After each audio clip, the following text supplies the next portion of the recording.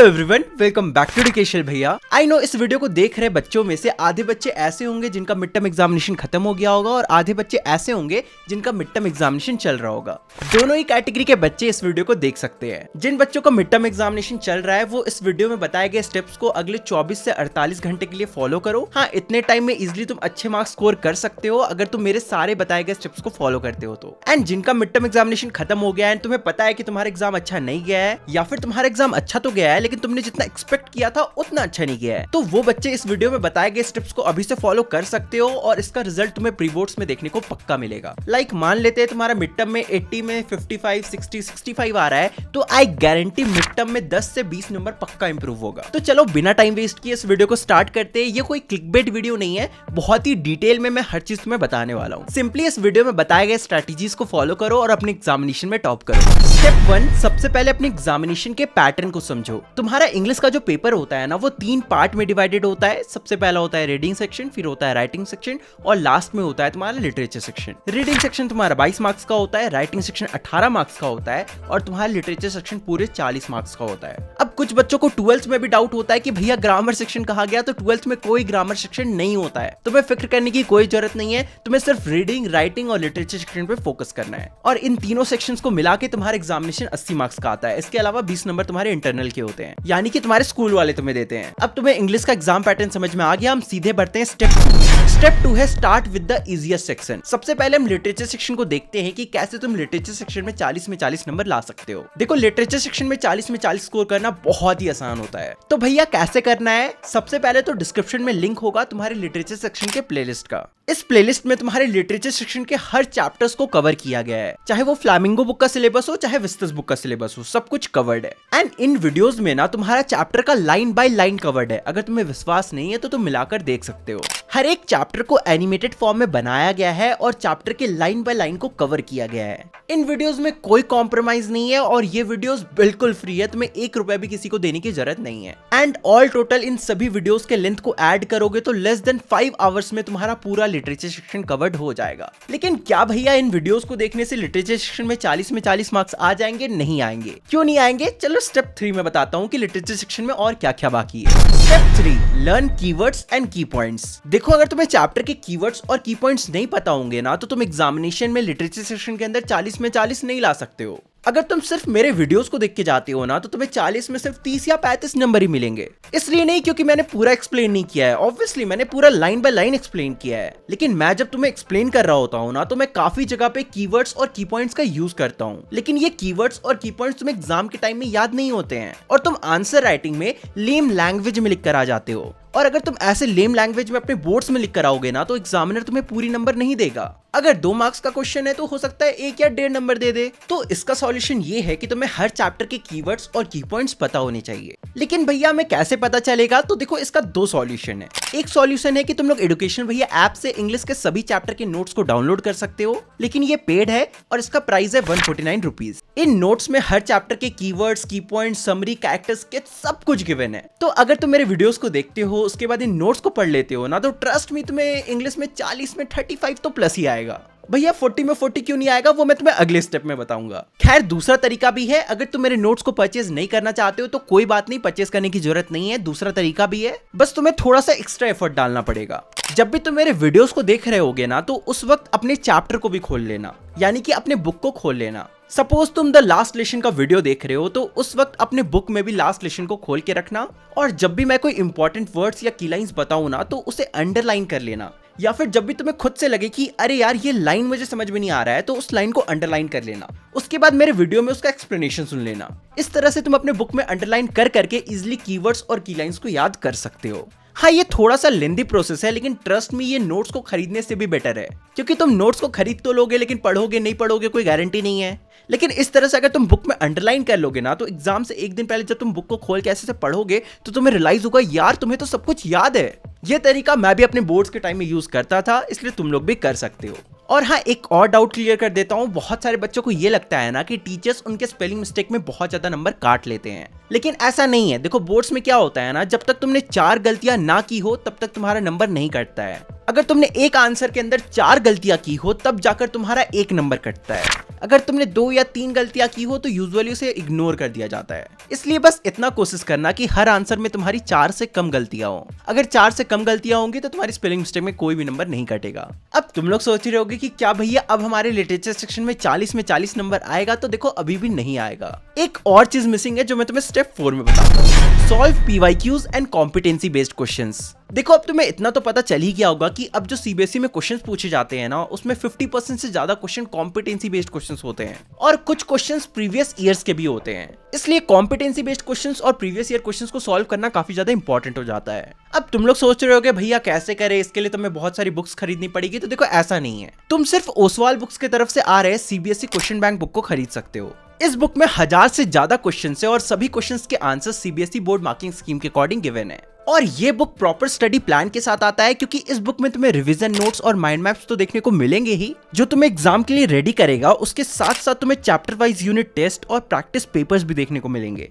जिन्हें सॉल्व करके तुम अपने कॉन्फिडेंस को बढ़ा सकते हो। और हाँ, सबसे इंपॉर्टेंट बात, इस बुक में 50% क्वेश्चन कॉम्पिटेंसी बेस्ड क्वेश्चंस है और इन क्वेश्चंस को अलाइन किया गया है प्रीवियस ईयर क्वेश्चंस के साथ। और हाँ, तुम लोग शॉक मत हो जाना अगर तुम्हारे बोर्ड एग्जाम के अंदर इस बुक से कुछ सेम टू सेम क्वेश्चंस देखने को मिल जाए तो। और बस इतना ही नहीं, इस बुक को परचेस करने के बाद तुम्हें ओसवाल के एक्सक्लूसिव 360 कोर्स और मॉक पेपर्स का भी एक्सेस मिलेगा। लिंक डिस्क्रिप्शन में गिवन है, अगर तुम लोग चाहो तो परचेस कर सकते हो। तुम्हारे प्रैक्टिस के लिए काफी अच्छा हो जाएगा। अब देखो स्टेप 5 में जाने से पहले, जिन्हें नहीं पता, एजुकेशनल भैया ऐप में मेरा पेड कोर्स भी चल रहा है, जहां पर मैंने स्मार्ट बोर्ड की हेल्प से तुम्हारे हर चैप्टर को कवर किया है। और हाँ, ये जो वीडियोस है ना, ये YouTube वाले वीडियोस से थोड़े ज्यादा बड़े होंगे, तो ये मैं तुम्हें पहले ही बता दे रहा हूँ, क्योंकि लाइन बाय लाइन एक्सप्लेन करने में लेंथ थोड़ा बड़ा हो जाता है। बाकी इस कोर्स के साथ तुम्हें नोट्स बिल्कुल फ्री मिलेगा। अगर तुम इस कोर्स को खरीदते हो ना, तो तुम्हें नोट्स के लिए अलग से 149 रुपीज देने की जरूरत नहीं है। और इस कोर्स का प्राइस है 999 रुपीज। तो जो लोग भी मेरे कोर्स को परचेस करना चाहते हैं, वो लोग ऐप स्टोर और प्ले स्टोर से मेरे ऐप को डाउनलोड कर सकते हैं। अब चलो स्टेप 5 को देखते हैं, cover poetic devices and paper presentation. देखो हर साल तुम्हारे एग्जामिनेशन में 1 से 2 नंबर के क्वेश्चन आते हैं।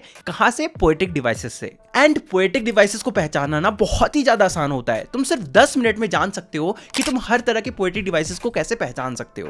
इस वीडियो में मैंने बहुत ही फन मैनर में बताया है कि कैसे तुम लोग हर एक पोएटिक डिवाइसेस को पहचान सकते हो। ये सिर्फ 10 या 12 मिनट की वीडियो होगी और ये 10 या 12 मिनट की वीडियो तुम्हारा 1 से 2 नंबर बढ़ा सकता है। तो इस वीडियो को देखना बिल्कुल भी मत भूलना। बहुत सारे बच्चे क्या करते हैं, लिटरेचर सेक्शन पढ़ लिया, राइटिंग सेक्शन पढ़ लिया, रीडिंग सेक्शन पढ़ लिया और पोएटिक डिवाइसेस पढ़ के ही नहीं गए। इस कारण से क्या होता है, उनका 80 में 78 या 79 आ जाता है। पोएटिक डिवाइसेस वो पहचान ही नहीं पाते हैं। तो इसलिए तुम लोग ये गलती मत करना। और दूसरा सबसे इंपॉर्टेंट गलती, तुम्हें नहीं पता होता कि एग्जाम में पेपर प्रेजेंटेशन कैसे करना है। देखो बोर्ड एग्जामिनेशन में ना तुम्हें एग्जामिनर के माइंडसेट से लिखना होता है, अपने माइंडसेट से नहीं लिखना होता है। तुम्हें पता होना चाहिए कि जो एग्जामिनर है वो तुम्हारा कॉपी कैसे चेक करने वाला है और तुम्हें किस वे से लिखना है। तो इस वीडियो में मैंने प्रॉपरली तुम्हें बताया है कि हर सेक्शन को कैसे अटेम्प्ट करना है और मैंने तुम्हें प्रॉपर फॉर्मेट तक बता दिया है कि राइटिंग सेक्शन को कैसे अटेम्प्ट करना है, लिटरेचर सेक्शन में जो कॉम्पिटेंसी बेस्ड क्वेश्चंस होता है उनको कैसे अटेम्प्ट करना है, लिटरेचर सेक्शन में जो नॉर्मल क्वेश्चंस होते हैं उनको कैसे अटेम्प्ट करना है। सब कुछ इस वीडियो में बता रखा है। ट्रस्ट मी, इस वीडियो को देखने के बाद तुम्हारा 5 से 10 नंबर तो इंप्रूव होगा ही होगा।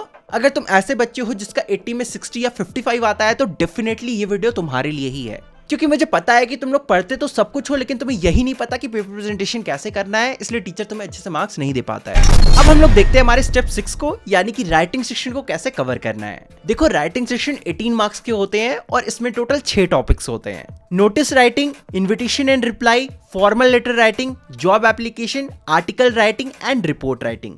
सबसे पहले नोटिस राइटिंग में 2 क्वेश्चंस होते हैं एंड इन दोनों क्वेश्चंस में तुम्हें कोई एक अटेम्प्ट करना होता है, यानी कि नोटिस राइटिंग वाला टॉपिक कंपलसरी है। फिर दूसरा आता है तुम्हारा इन्विटेशन एंड रिप्लाई, इससे भी 2 क्वेश्चंस आते हैं एंड इनमें से तुम्हें कोई एक अटेम्प्ट करना होता है, यानी कि इन्विटेशन एंड रिप्लाई वाला टॉपिक भी तुम्हारा कंपलसरी है। लेकिन इसके बाद जो अगले 2 टॉपिक्स आते हैं, यानी कि फॉर्मल लेटर राइटिंग और जॉब एप्लीकेशन, इन दोनों ही टॉपिक्स में से एक एक क्वेश्चन आते हैं और इन दोनों क्वेश्चंस में तुम्हें कोई एक अटेम्प्ट करना होता है, यानी कि फॉर्मल लेटर राइटिंग वाला क्वेश्चन और जॉब एप्लीकेशन वाले क्वेश्चंस में से कोई एक तुम्हें करना होता है। यानी कि ये दोनों टॉपिक कंपलसरी नहीं है, अगर तुम चाहो तो कोई एक भी पढ़ के जा सकते हो, लेकिन मैं ऐसा रिकमेंड नहीं करूंगा।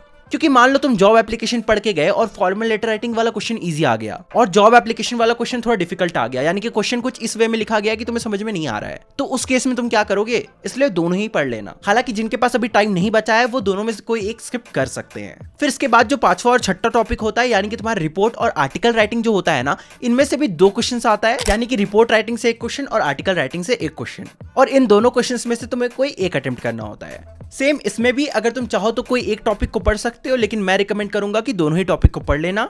रिपोर्ट और आर्टिकल राइटिंग दोनों ही इजी होते हैं, बस तुम्हें फॉर्मेट पता होना चाहिए और कुछ बेसिक चीजें पता होनी चाहिए। अभी जो ये सारे टॉपिक्स मैंने तुम्हें बताए ना, इन सारे टॉपिक्स के वीडियो मेरे चैनल पे अवेलेबल है, और मैंने तुम्हें बस फॉर्मेट नहीं बताया है, मैंने ये तक बता दिया है कि क्या क्या कॉमन लाइंस तुम लोग लिख सकते हो। मैंने ये तक बता दिया है कि क्या क्या कॉमन लाइंस अगर तुम सेम चेप कर भी अपने एग्जामिनेशन में आ जाते हो ना, तब भी तुम्हें पूरे के पूरे नंबर मिल जाएंगे। मैं डिस्क्रिप्शन में राइटिंग सेक्शन का भी प्लेलिस्ट अटैच कर दूंगा, एंड ट्रस्ट मी, अगर तुम इन सारे वीडियोस को देख लेते हो और इन सारे वीडियोस को देखकर फॉर्मेट और कॉमन लाइंस को प्रैक्टिस कर लेते हो सिर्फ 1 से 2 बार, तो तुम्हारे एग्जामिनेशन में राइटिंग सेक्शन से 18 में 18 आने से कोई नहीं रोक सकता है। और मैंने तुम्हें पहले ही बता दिया है कि स्पेलिंग मिस्टेक से डरने की कोई जरूरत नहीं है। मान लो तुम नोटिस राइटिंग लिख रहे हो और अगर तुम नोटिस राइटिंग में 4 से कम स्पेलिंग मिस्टेक्स करते हो ना, तो एग्जामिनर तुम्हारा नंबर नहीं काटेगा। कोशिश करना कम से कम स्पेलिंग मिस्टेक्स करने की, बाकी एग्जामिनर देख लेगा। बस मेरे सारे वीडियोस को देख लेना, फॉर्मेट को नोट डाउन कर लेना, कॉमन लाइंस को नोट डाउन कर लेना और 1-2 क्वेश्चंस प्रैक्टिस कर लेना। यूजुअली मैं वीडियो के अंदर कुछ डेमो क्वेश्चंस देता हूं, लेकिन इसके अलावा भी अगर तुम्हें कुछ क्वेश्चन सॉल्व करने हैं तो तुम उस वाल के क्वेश्चन बैंक बुक से कर सकते हो। अब हम लोग स्टेप 7 को देख लेते हैं, तुम्हारा लास्ट स्टेप है। स्टेप 7 अनसीम पैसेज को कैसे सॉल्व करें। देखो अनसीम पैसेज ना 22 नंबर का आता है, यानी कि 22 मार्क्स का आता है, एंड ट्रस्ट मी, इसके लिए तुम्हें कुछ पढ़ के जाने की जरूरत नहीं है। अगर तुम्हारा बेसिक ग्रामर स्ट्रॉन्ग है ना, तो अनसीम पैसेज में तुम्हारा कोई नंबर नहीं कटने वाला। तुम्हें सिर्फ इस वीडियो को देखना है, इस वीडियो को देखने के अलावा तुम्हें कुछ भी करने की जरूरत नहीं है। ट्रस्ट मी, तुम लोग सोच रहे हो कि भैया आप पागल हो गए क्या, अनसीम पैसेज में 22 नंबर का क्वेश्चन आता है, बहुत बड़े बड़े क्वेश्चंस होते हैं। तो मैं तुमसे पूछता हूं कि तुम लोग क्या कर लोगे। अगर तुम्हें यह लगता है ना कि तुम ज्यादा से ज्यादा अनसीन पैसेज को सॉल्व करोगे, प्रैक्टिस करोगे तो तुम्हारे अच्छे नंबर आएंगे, तो ऐसा कुछ नहीं होने वाला। क्योंकि अनसीन पैसेज का मतलब ही होता है कि एक ऐसा पैसेज जिसे तुमने पहले कभी नहीं देखा हो, और एक ऐसा पैसेज जिसे तुमने पहले कभी देखा ही नहीं है, उसके लिए तुम क्या ही प्रैक्टिस कर लोगे। तो तुम लोग सोच रहे हो कि भैया हम करें तो करें क्या, बस इस वीडियो को देख लो।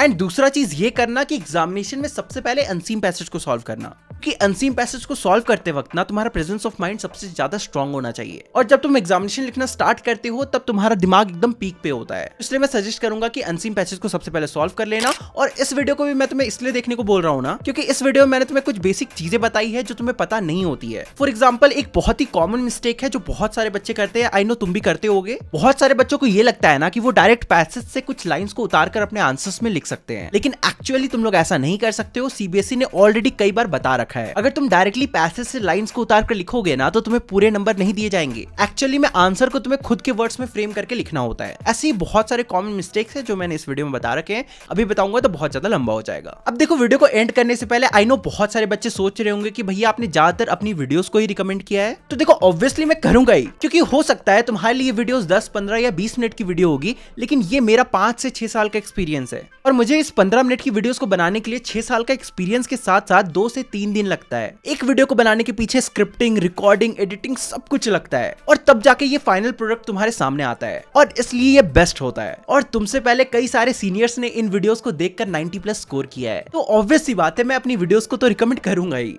और अगर तुम सच में इन 7 स्टेप्स को फॉलो कर लेते हो, तो ट्रस्ट में तुम्हें अपने एग्जामिनेशन में 80 में 80 लाने से कोई नहीं रोक सकता। कुछ सिली मिस्टेक्स हो भी गया तो 75+ तो पक्का आएंगे। आज का वीडियो इतना ही बड़ा रखते हैं, आई होप सो तुम्हें बहुत ज्यादा हेल्प मिला होगा। अब तुम लोगों से मिलते हैं अगले वीडियो में, तब तक के लिए बाय बाय।